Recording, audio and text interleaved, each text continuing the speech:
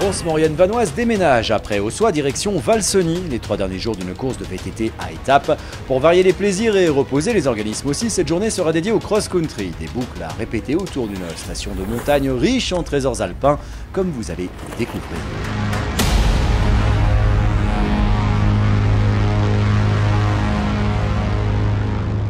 C'est totalement un nouveau défi. Maintenant, le VTT c'est en pleine expansion. J'adore ça.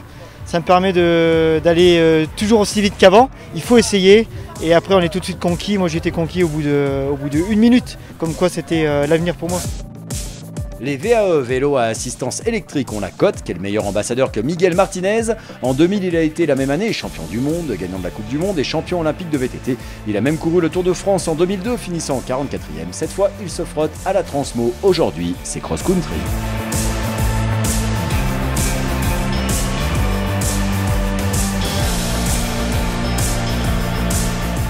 Après le championnat régional Auvergne-Rhône-Alpes et départemental Savoie, la boucle du jour va permettre de tourner autour de Valseny pour les 6000 et les groupes 2 et 3. Passons au cœur du public et de la station. Ensuite, cette ambiance champêtre le long de la rivière Arc, la chapelle Saint-Étienne et le bien nommé chemin du Petit Bonheur. C'est au ras de la forêt de Lens-le-Villard que l'on replonge sur Valseny via l'Arcel, une étape plus reposante en milieu de Transmo. Départ en compagnie des engagés dans le 9000 filles. La veille, Ilona Chavaya, solide meneuse, s'est blessée à la main. Qu'importe, il en faut plus pour arrêter la Suissesse. L'endurance, c'est clair, c'est le maître mot. 5 jours. 5 jours, il faut tenir. C'est pour ça que les 2 premiers jours, voilà, ça ne veut pas dire le classement, ça ne donne pas forcément le classement final.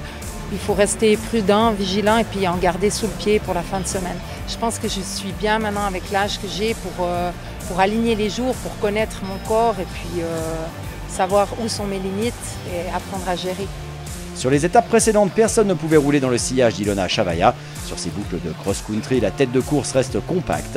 La Française Anaïs Grimaud a décidé de tenir tête et va imposer un gros rythme. Seule l'Italienne Fasoli Costanza va pouvoir rester au contact de ces deux-là.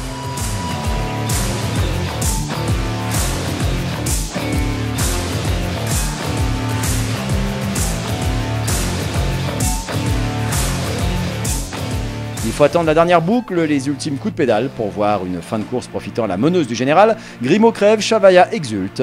3e étape sur 3 pour la Suisse. Anaïs Grimaud passe la ligne à plat mais seconde. L'Italienne Costanza est 3e.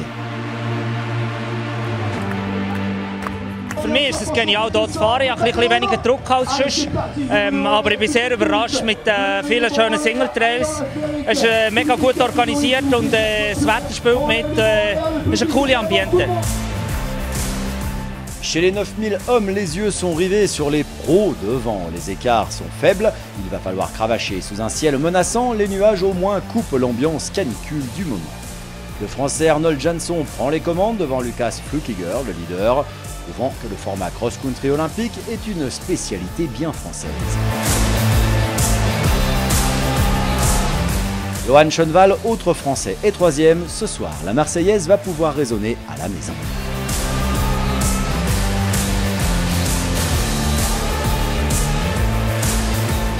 Ça fait toujours plaisir de gagner une étape. C'est sûr que l'année dernière j'étais mieux, mais bon voilà, il faut se contenter de ce qu'on peut faire et je suis content d'en gagner une. La Transmaurienne vanoise a posé ses valises et ses tentes à Valseny et il reste. La prochaine étape sera l'avant-dernière. Elle sera intense et tracée à travers des contrées dignes d'un décor de cinéma. On en reparle en temps voulu.